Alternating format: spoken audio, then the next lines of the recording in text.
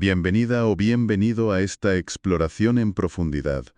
Hoy nos metemos de lleno en la figura de San Concordio, un personaje de los primeros siglos del cristianismo.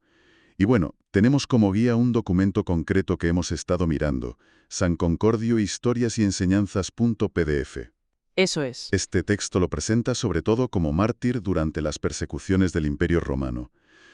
Nuestra idea aquí es, bueno, desgranar un poco esa narración, ver cómo se construye su figura, qué enseñanzas se sacan de su vida, siempre según esta fuente, claro.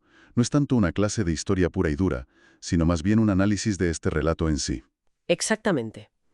Vamos a ver el recorrido vital que se le atribuye en el texto, el contexto de persecución que se da por hecho y las pruebas que se narran.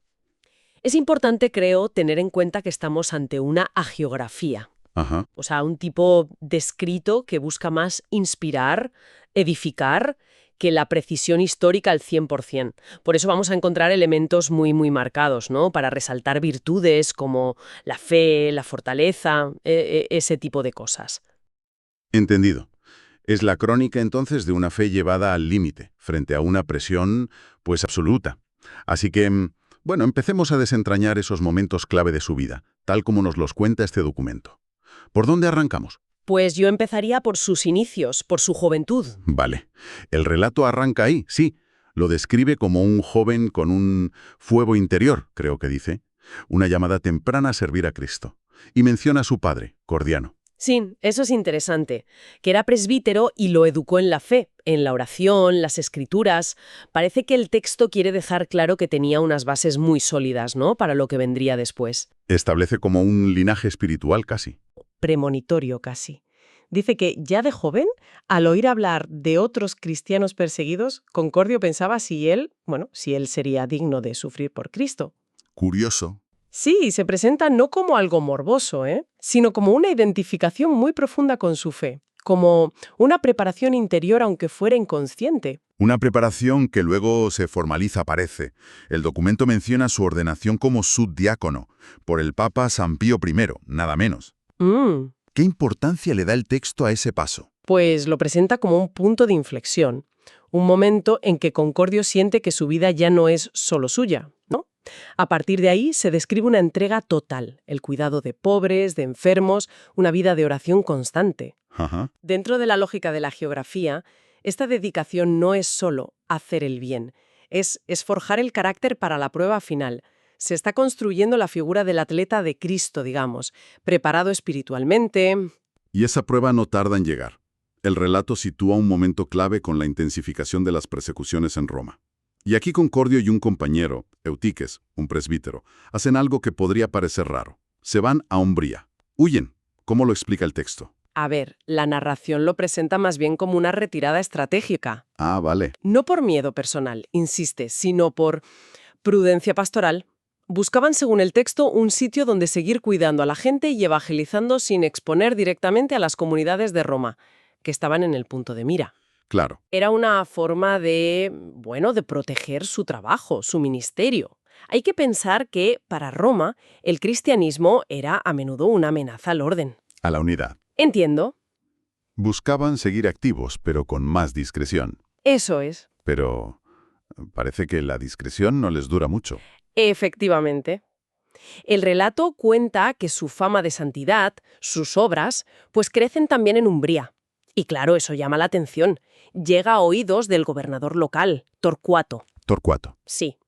Y Torcuato, pues, desde la perspectiva del poder romano, los ve como un problema, un foco de disidencia, algo que no podía tolerar. Y eso nos lleva, imagino, al arresto. La fuente lo describe con cierta dureza, ¿no? Sí, sí. El relato habla de una irrupción violenta de los soldados, con fuerza, con ruido. Pero ahí la narración crea un contraste muy fuerte. Frente al caos de fuera, describe la calma de Concordio. No se esconde. No.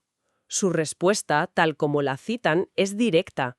Soy cristiano y sirvo a Cristo, el Hijo de Dios vivo. Una afirmación de identidad total. Marca todo lo que viene después. Y esa confrontación ya se vuelve personal con el gobernador, con Torcuato. Exacto. Ese episodio es central en la estructura del relato. Se le presenta a Concordio una elección muy clara, casi teatral. Le ofrecen libertad, riquezas, favor, a cambio de un gesto: El incienso. ofrecer incienso a los ídolos. Un acto que para Roma era de sumisión cívica y religiosa, simple en apariencia, pero Cargadísimo de significado. la respuesta de Concordio, según leemos, es tajante. Absolutamente. La frase que le atribuye el texto es: «No puedo adorar lo que no tiene vida. Mi corazón pertenece solo a Cristo». Aquí la narración subraya la incompatibilidad total entre su fe y las exigencias del culto imperial. No hay término medio, ni simulación, es elegir. Y la elección tiene consecuencias, inmediatas, brutales, los azotes. Uf, sí. Pero lo que llama la atención es cómo describe el texto su reacción durante el castigo. Cierto. Ahí la fuente no solo cuenta la violencia física, sino que la contrapone con una fortaleza interior, casi desafiante.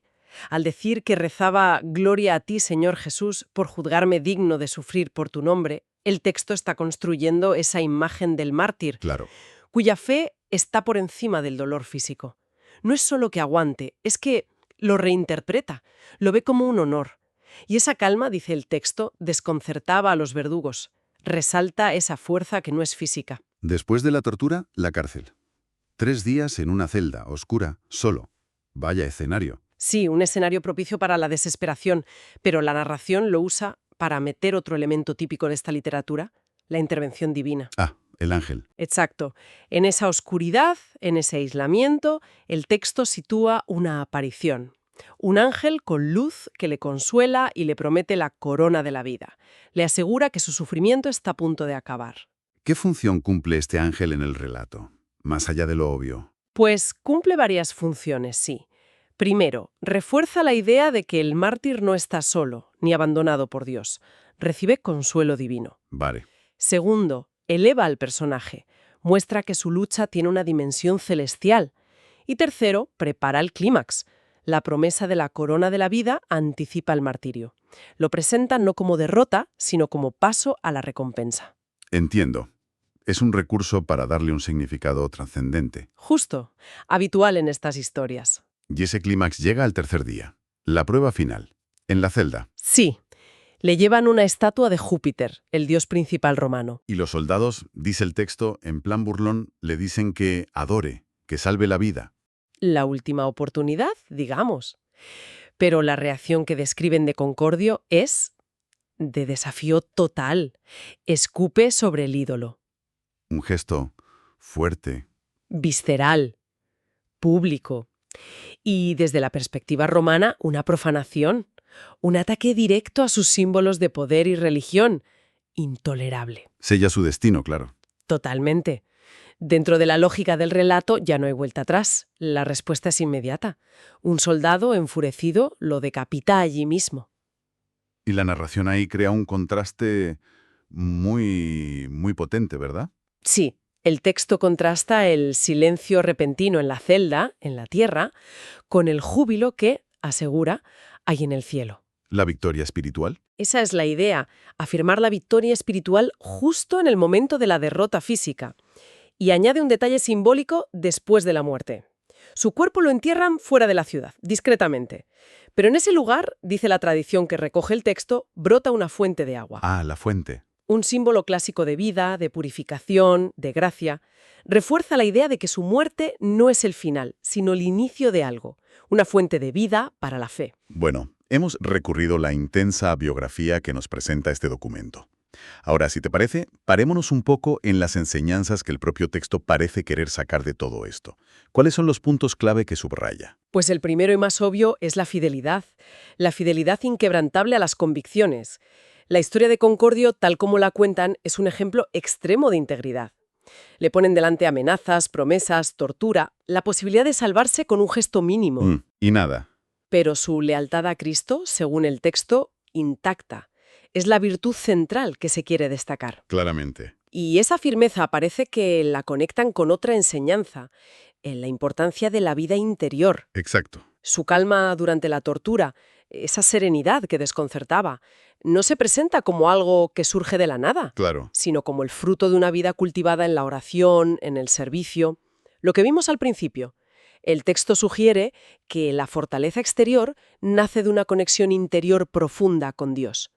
La oración no es solo consuelo, es la fuente de su resistencia. Y hablando de consuelo, la experiencia en la cárcel con el ángel también apunta a otra idea, ¿no? ¿Sí? La de la esperanza. La presencia divina incluso en la oscuridad más negra. La celda es la adversidad extrema, el aislamiento. Pero la narración mete la luz del ángel para mostrar que la fe puede dar consuelo y sentido incluso ahí. Es un mensaje de que no se está solo en el sufrimiento, si se vive desde la fe.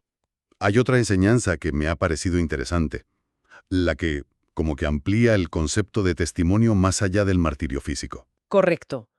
El texto parece ser consciente de que no todo el mundo va a pasar por una persecución así de brutal. Lógico. Entonces, saca una aplicación más cotidiana.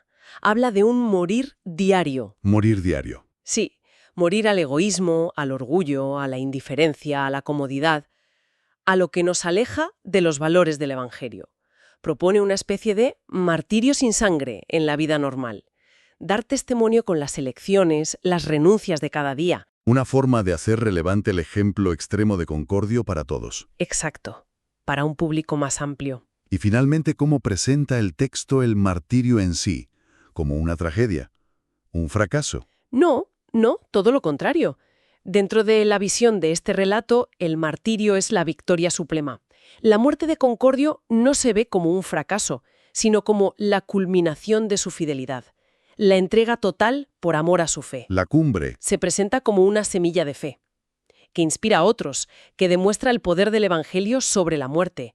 Es el triunfo del espíritu sobre la materia, de la fe sobre el poder terrenal. Entonces, resumiendo un poco nuestro análisis de este documento, la historia de San Concordio que nos presenta es un relato, impactante, diseñado para mostrar una fe a prueba de bombas frente a la persecución del Imperio Romano.